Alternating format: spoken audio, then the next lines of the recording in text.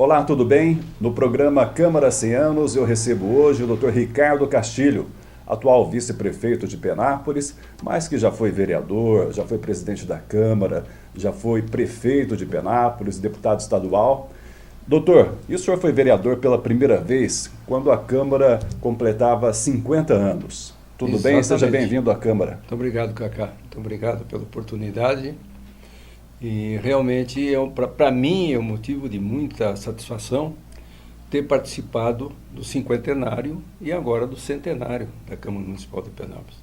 Realmente, eu me elegi vereador pela vez primeira, em 1963, e legislei de 64 até 69, né? E depois me reelegi, né, em 1968, aí um mandato de 4 anos, o primeiro foi de 5 anos, já na administração de seu Peters. Aí em 72 houve alteração na legislação, a vereança passou a ser remunerada. Eu na época eu achei que não era, eu era contra. Eu achava que, e continuo achando, que política acima de tudo é ideal. Eu acho que é um munus público, né? Então, o cidadão que quer servir a cidade, o Estado, a pátria, ele deve se doar, né? E não fazer do cargo público um ganho pessoal, ou para exercício de uma vaidade, sabe? Esse é o mal, tá? Então, fui vereador os 9 anos. Em 1968 eu fui o vereador mais votado. Em consequência disso, mas não por ter sido mais votado, mas fui eleito presidente da Câmara. Fui presidente da Câmara em 69 e assim fui até o final de 72. 72 não me candidatei a nada, e aí depois voltei em 76 já como candidato a prefeito, né? Doutor Ricardo, e o senhor lembra dessa época aí? Ah, me lembro muito bem, era uma época muito boa, né? Nós tínhamos naquela época, e hoje ainda perdura um pouquinho, né? Nós tínhamos 2 alas políticas em Penápolis, né? O nagibismo e o ramalismo. Porque o grande líder foi o Ramalho. O Edson Gereissati foi eleito pelo Ramalho Franco. Com a morte do Ramalho Franco, surgiu o edicismo, né? Mas o Ramalho realmente era o grande líder. Então tinha as 2 alas dentro da Câmara Municipal, né? Na época tinham vários partidos, PTB, PRB, PDC, enfim. O senhor qual era? Eu era do PRP, o partido que o Edson Gereissati criou aqui e se filiou, eu me filiei nele também, né? E nos elegemos, na época nós éramos 15 vereadores. Na época nós tínhamos, se não me falha a memória, acho que 6 vereadores desse partido, né? Então, nesse primeiro mandato, eu não quis participar da mesa, eu estava iniciando na advocacia, né? Vivia dela. Aí, no final de 68, elegemos o Dirceu Peters pelo MDB, prefeito municipal, numa briga heróica, né, muito semelhante a essa de 2012, porque existia o candidato do nagibismo e o candidato do edicismo. Ele Iraci Pereira Lima, candidato do Najib, e o doutor Nicolau Bermendes, candidato Edson. E nós, os dois pela Arena. Então, nós, do MDB, lançamos o Dr. Dirceu como uma cunha entre as 2 facções antigas, pregando renovação, e o Dirceu ganhou amplamente, praticamente da soma dos 2 outros, né? E aí, então, eu, tendo sido um dos líderes da campanha dele, fui o vereador mais votado, mas terminei a campanha de 68 com um cálculo renal enorme, e no dia da festa da vitória, na casa do seu Delino Peters, eu estava sofrendo cólicas terríveis, e em seguida fui para Santos me operar, porque naquele tempo você tinha que tirar o cálculo, né? E me lembro que eu tive uma pequena complicação no hospital, e fiquei lá 18 dias ou 19 dias internado, e para a posse de 69, o doutor Edson e o doutor Dirceu foram me buscar com a única viatura que a prefeitura tinha, que era aquela Chevrolet grandona, veraneio, se não me engano, né? Aí deitaram e eu vim, pesando 56 quilos, você imagina, na minha altura, né? E realmente dei a posse, fui assumir a presidência E assim existi por um ano, não quis renovar depois. E aconteceram fatos pitorescos, né? Porque existia de um lado, por exemplo, do lado do ramalismo, o grande-chefe era o Ramalho.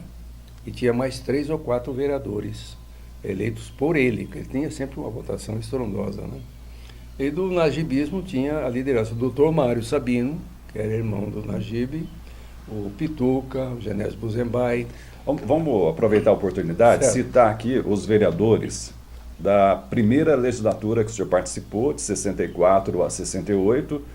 Eram 15 vereadores, né? Isso. Antônio de Castilho Braga, Perfeito, o Antônio José Paro, perfeito. Antônio Passafaro, Sim. Denone Soares de Queiroz, Sim. Demóstenes dos Anjos Bafili, O Mota. Dirceu Gastão dos Santos Peters, Isso. José de Castilho Lima, Isso. Leormindo Aienzini, Isso. Nicolau Abramides, Isso. Kemel Raal, Isso. Ramalho Franco, Isso. Ricardo Rodrigues Castilho, conhece? Meu conhecido. Tibúrcio Ferreira Mendes, Grande Tiburcio. Valdemiro Jorge de Mendonça Isso. e Valmir Pesqueiro Garcia. Exatamente. O Ramalho Franco, o senhor já citou, e realmente, assim, muito se fala do Ramalho Franco, e eu gostaria de saber a opinião do senhor sobre o Ramalho Franco. Bom, o Ramalho Franco, eu definiria o Ramalho Franco em 2 parâmetros. Como médico, foi o maior médico da história de Penápolis. Aquele médico, que hoje é difícil de ver, né? Ele fazia medicina por amor, tá? Ele atendia a todo mundo no consultório dele, pagando ou não pagando. Ele era alucinado pela medicina, tá?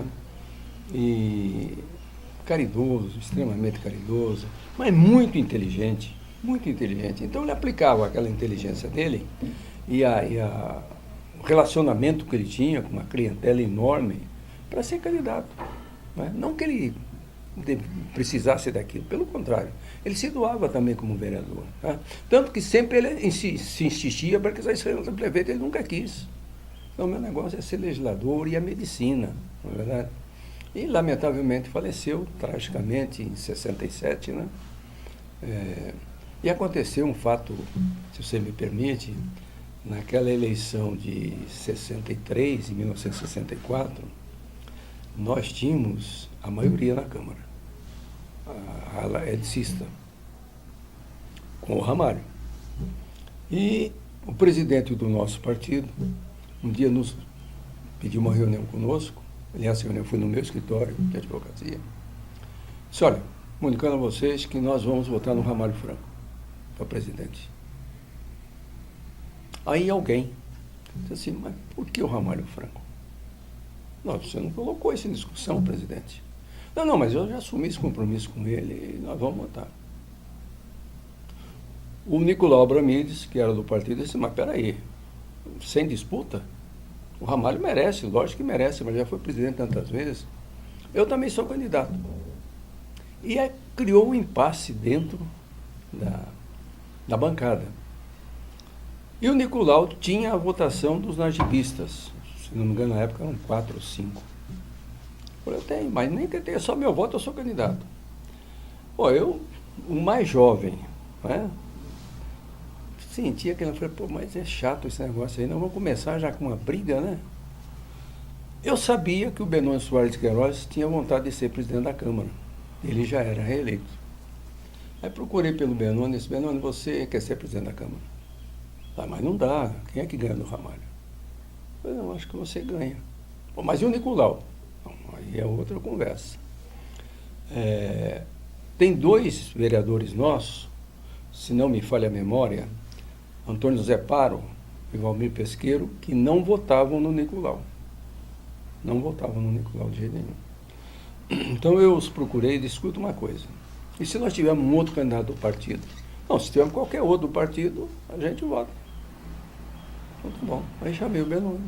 Benoni, vamos ao Nicolau? Vamos. Viemos na casa do Nicolau e perguntamos ao Nicolau, por que você é candidato à presidência? Porque eu acho que é um absurdo. O nosso presidente entregou de graça para o Ramalho. Mas você sabe que você não ganha, né? Eu sei, porque o Valmir, o Paro não votam em mim. E se tiver um outro candidato que ganhe do Ramalho, você topa? Pô, agora. Aí fizemos um documento, lá na casa do Nicolau mesmo, em que ele assinou Eu e o Benoni assinamos, pegamos a assinatura dos outros, né? Menos do presidente. Respeitamos, né, a decisão dele. E o Nicolau pegou a assinatura dos nagibistas também, no maior silêncio possível, sem oba-oba, sem comentar nada. E traçamos uma estratégia, que eu aprendi não foi aqui não, foi lá na universidade. Nicolau, você continua candidato. O Benoni não é candidato, tá certo? Tá certo. A Câmara Municipal funcionava lá na prefeitura, na 9 de julho, numa sala. Não tinha nem aquele prédio anexo, onde é a biblioteca hoje. Aí no dia, juiz eleitoral, aquela coisa, formou-se e fizemos a roda, né, dos vereadores e colocamos estrategicamente o Benoni, que ficaria um dos últimos a votar. E tinha uma festa, ninguém admitia o Ramalho perder a eleição. Começou a apuração, Ramalho, já começaram a espocar foguetes na praça, né? De repente deu um Benoni, mais um Benoni, 3 Benoni. Aí já teve silêncio. Chegou a vez do Nicolau votar, o Nicolau levou assim, eu também voto no Benoni. Aí você via a inteligência do cara. O Ramalho Franco deu uma olhada, olhou para mim, ele me conhecia pra caramba, né? Ele levantou, olhou assim, vocês querem saber de uma coisa? Eu também voto no Benoni Soares de Queiroz. E o Benoni ia votar em seguida, rapaz. Dos 15 votos, ele já tinha 8. Com ele seria 9. Então eu piscava para ele e fazia assim, né? Para ele votar pro Ramalho. Aí ele levantou, nervoso e tal, e falou assim, eu voto no Valmir Pesqueiro, pronto. Ganhou assim mesmo. Então foi um fato histórico, muito bacana. Interessante. Doutor Ricardo, em 64, quando a Câmara, lembrando, né, comemorou seu cinquentenário, e o senhor iniciava como vereador, como era? A sessão era uma vez por semana? Uma vez por semana, como hoje, à noite, segundas-feiras, lá naquele salão do Paço Municipal, né? Depois, na administração do Edson Geraçaite, foi construído aquele outro prédio, onde hoje é a biblioteca, né? E passou a ser ali a Câmara Municipal, né? No segundo mandato meu. E em 64 já havia transmissão pela radiodifusora? Não tinha nada. A Câmara era... O povo ia lá assistir mesmo. E tinha grandes assistências, né? Grandes assistências, o povo participava. O povo parece que era mais politizado naquela época, Xará. Eu não sei se é por causa de ter passado a ditadura getulista, aquela coisa toda, né? E o país em burburinho, 63, né? Já estava usando na pré-revolução de 64, ou quartelada de 64, né? Então, e a gente, principalmente a juventude, na época, eu, Oswaldo Viana, Maria José de Macedo, nós liderávamos realmente um movimento jovem muito grande aqui. Chegamos a fazer, inclusive, em julho de 63, o primeiro congresso regional de estudantes, operários e trabalhadores rurais. Quase que foi todo mundo preso, né? Mas foi um sucesso absoluto. Então, a gente tinha, assim, esse espírito realmente de mudança, né? De renovação, de uma democracia mais autêntica e pura, né? E nessa década de 60, assim, qual que era a principal discussão, a principal defesa na Câmara Municipal? Nós vimos de uma administração muito ruim. Com denúncias graves, né? Houve cassação do prefeito por peculato, depois ele conseguiu anular o processo no Supremo Tribunal, assumiu o vice. Foi uma época de muita turbulência aqui, e realmente uma administração muito ruim. Então, realmente, aquele desejo de mudança era muito grande, né? Então, as sessões da Câmara eram acaloradas nesse sentido. A ala nagibista com a ala ramalhista, nós tínhamos discussões Ramalho Franco e Mário Sabino, por exemplo, que são discussões históricas lá e fatos que não merecem nem ser lembrados. Vamos citar também a segunda legislatura que o senhor participou, que foi a 13ª da Câmara Municipal, né? Isso. De 69 a 72. Isso. Nessa legislatura, 4 anos. Isso. Nós tivemos os vereadores Adão Ribeiro de Almeida, Antônio José Paro, Antônio Passafaro, Benoni Soares de Queiroz, Demóstenes dos Anjos Bafili, Genésio Bozembai, José de Castilho Lima, Kemel Raal, Lorival Ferreira Mendes, Luiz Carlos Peters, Mário Rego, Milton Batista Bertolini e Ricardo Rodrigues Castilho. Doutor, Kemel Raal, o Kemel Raal é interessante também, que eu ouço falar, ele é, na história da Câmara Municipal, o que mais tempo teve legislatura aqui. Salvo engano, 26 ou 27 anos. E tem uma fala de que ele falava pouco ou quase nada na tribuna. Procede essa informação? Procede. Procede. Só que ele falava pouco no microfone, mas nos bastidores ele falava como ninguém. E era um grande político também, né? O Kemmel era uma pessoa adorável, né? Todo mundo adorava o Kemmel. Eu, particularmente, quando eu deixei de ser vereador, eu votei nele para vereador, porque ele é uma pessoa fantástica, né? Caridoso, brigava com os irmãos, né? Porque lá, a Loja União, né? O que ele fazia de presente. Dia de finados, ele ia lá para a porta do cemitério e distribuía melancia para o povo todo, né? Então era um figuraço, mas um grande companheiro. Ele, quando empenhava a palavra dele, ele não pulava atrás jamais, né? Então foi um figuraço o Kemmel, mas realmente de microfone ele era falar pouco. Duas figuras na época. Aliás, hoje na Câmara tem um também. O outro era o Valdomiro Jorge de Mendonça. O Valdomiro Jorge de Mendonça usava o microfone para dizer: "Senhor presidente, requer a dispensa da leitura." Era a única manifestação do Valdomiro, cara. E começava a falar muito, falava assim: "Vocês já falaram demais, para com isso." Grandes tribunos, né? O Tibúrcio. Tibúrcio era um tribuno, era muito religioso, né? Muito ligado à Igreja Católica. Ele tinha umas orações assim belas, né? E sempre pacificador. Me lembro que uma dessas brigas, né, no argibismo e adicismo, somente Ramalho e Mário Sabino, ele pediu a palavra: "Senhor presidente, nuvens negras todos os nossos horizontes, tarântulas com seus tentáculos ameaçadores nos ameaçam a todos nós. Vamos botar paz nessa casa, senhores vereadores." Então, coisa desse tipo assim que marcam, né? Com aquela figura, mas um sujeito muito puro, né? Muito autêntico. Foi outro grande amigo que nos deixou. E lembrando que o senhor foi presidente da Câmara Municipal de Penápolis de 69 a 70. E o que o senhor apontaria assim? Qual foi a marca do senhor como presidente? Que discussão que teve, projeto? Meu filho, projetos alguns. A grande lembrança, a terrível lembrança que eu tenho da minha presidência foi um ato de violência política praticado pela 4ª Zona Aérea, comandado pela 4ª Zona Aérea, em plena ditadura já, né? Em que todas as câmaras municipais, através de seus presidentes, foram intimados a acolher declaração de rendas e de bens de todos os vereadores daquela legislatura, da legislatura anterior, as legislaturas anteriores até 10 anos, e de todos os parentes desses vereadores até a 3ª geração. Coisa de louco, uma verdadeira castração política. E eu fui, na época, recebi um telegrama, o veículo na época era o telegrama, para comparecer na 4ª Zona Aérea, convidado. Comparecer na 4ª Zona Aérea, tal dia, às tantas horas, levando essa documentação toda. Foi uma loucura. Nós tínhamos o Casella, por exemplo, que era descendente de italianos, tinha parentes na Itália, outros espanhóis tinham parentes na Espanha, aqui no Brasil. Então eu catei o que eu pude catar, e nesse primeiro convite eu mandei um telegrama, porque o advogado tinha uma audiência de júri, que eu não poderia faltar de jeito nenhum. Então passei um telegrama lá ao comandante, dizendo que, lamentavelmente, eu não poderia comparecer naquele dia, em razão da minha atividade profissional de advogado, da qual eu vivia, né? Como político não recebia nada, mas que eu estava pronto em outra oportunidade de comparecer. Mandei esse telegrama, na semana seguinte veio outro telegrama: "Venha tal dia sob as penas da lei." As penas da lei, moçada, era vir um aviãozinho aqui, descer no antigo aeroporto, grampear o presidente e levar embora. Aí eu catei o que eu pude, né? 2 malas enormes. Não sei se não foi queimada naquele acidente da Câmara, deve ter sido jogado fora, mas eram 2 malas enormes, daquelas de fibra, né?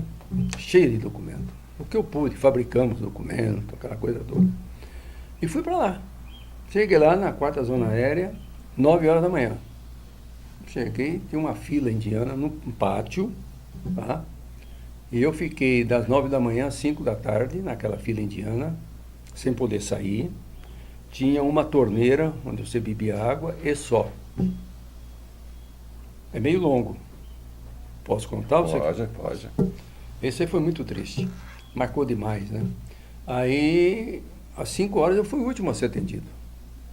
E vendo aqueles sargentões, né, aqueles irmãos nordestinos, né, a maioria ou vem para São Paulo ou vai ser militar, né? Dizendo, coisa boa, você é político. Tinha uns velhinhos aqui dos municípios pequenos, né? O senhor está rico, hein? Eu, quando reformar, também vou ser político, vou ficar rico e tal. Aquela humilhação, coisa horrível. E eu ainda, na minha juventude, né, ainda com aqueles ideais de estudante universitário, fui aguentando. Aí cheguei. Numa sala pequena assim, era um capitão, sentado, do jeito que ele estava aí, ele olhou para mim. Por que o senhor não veio tal dia?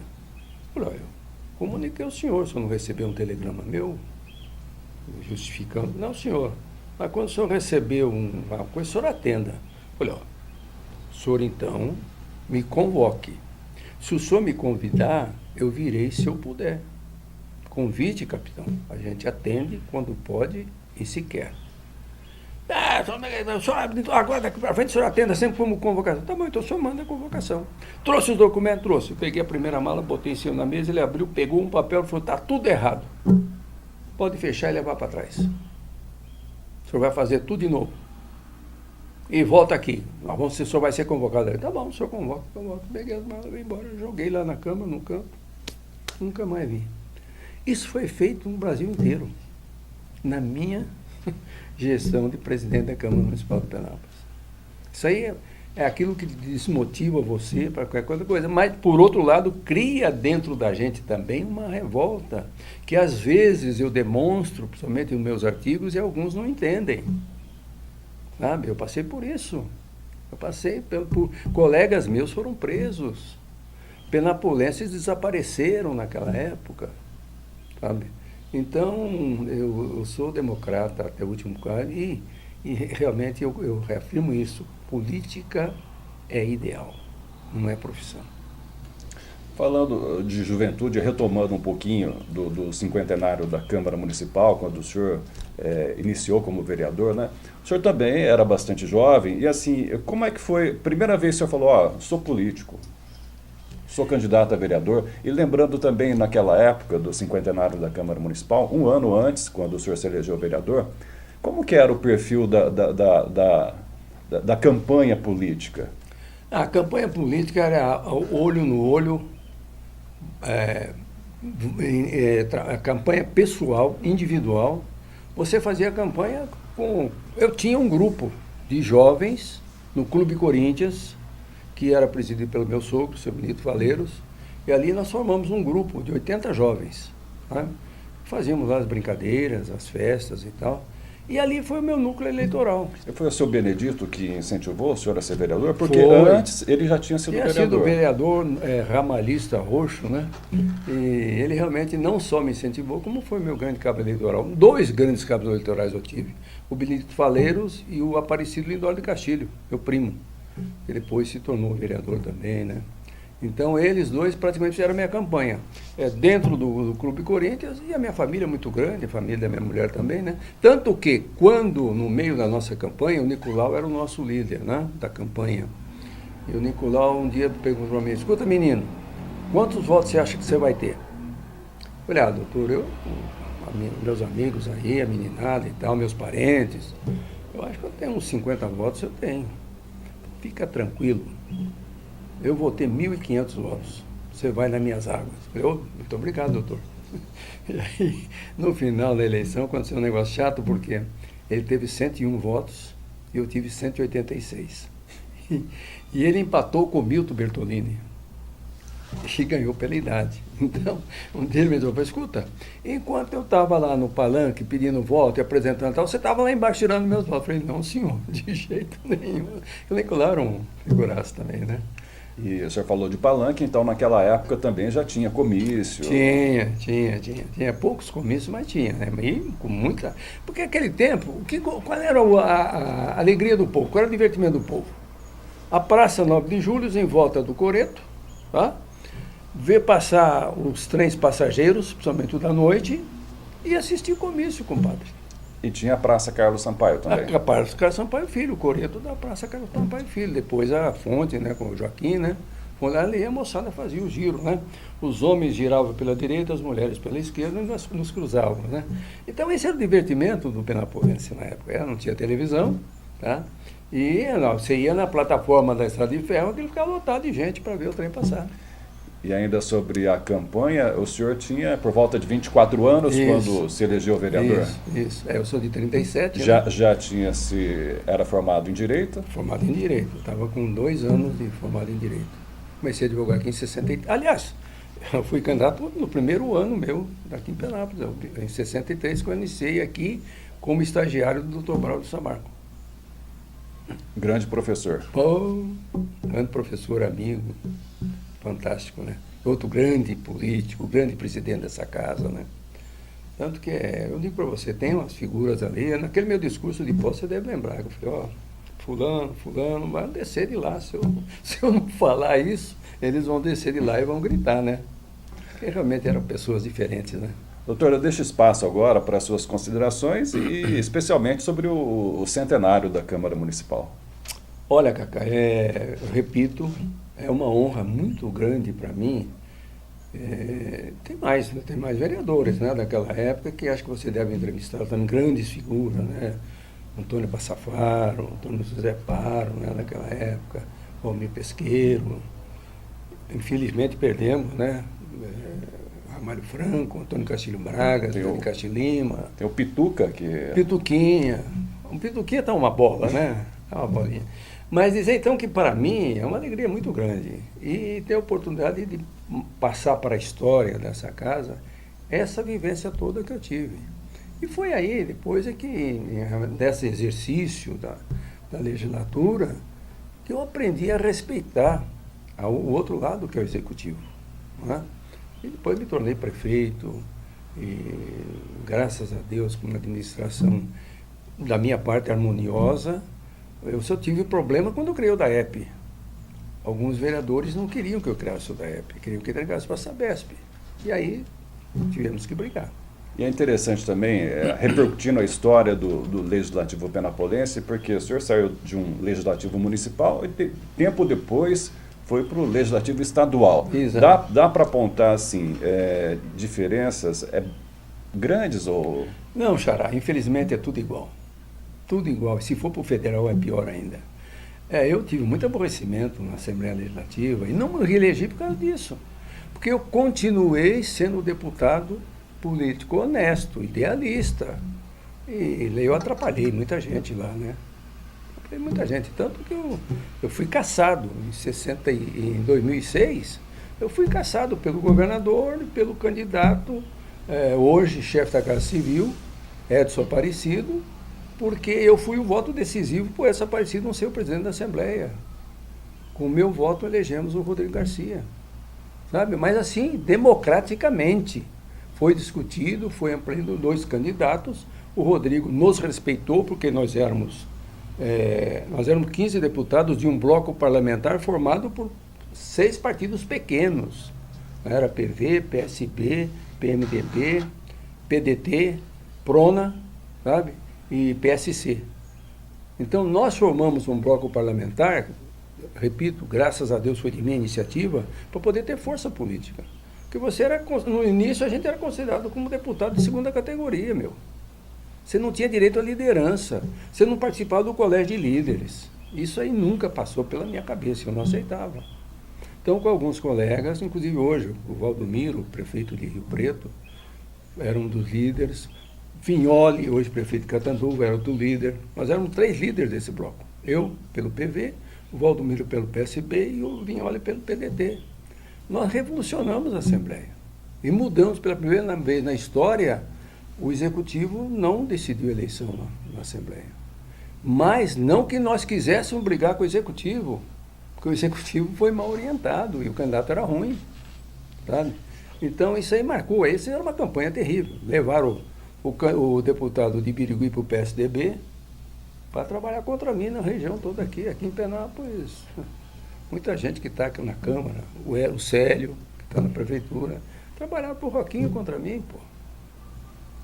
Isso é democracia. Mas para Penápolis foi uma perda muito grande, porque no meu primeiro mandato eu aprendi a ser deputado. me firmei lá com uma liderança. No segundo mandato eu teria conseguido muito mais. Ok, doutor. Obrigado pela sua presença. Parabéns por fazer parte da história do Legislativo Penapolense, que em 2014 comemora 100 anos. Beleza. Vai ter alguma coisa já assim especial ou não? Em maio nós pretendemos fazer uma solenidade e lançar um livro. Beleza. Conte comigo. O senhor já está convidado. Mas com certeza. E quando você puder, tiver disponibilidade, vamos escrever o meu livro também. Vamos sim, doutor. Tá difícil. Tá Obrigado. bom? Nós conversamos com o Dr. Ricardo Castilho, que faz parte do centenário da Câmara Municipal. Muito obrigado pela sua atenção e até a próxima oportunidade.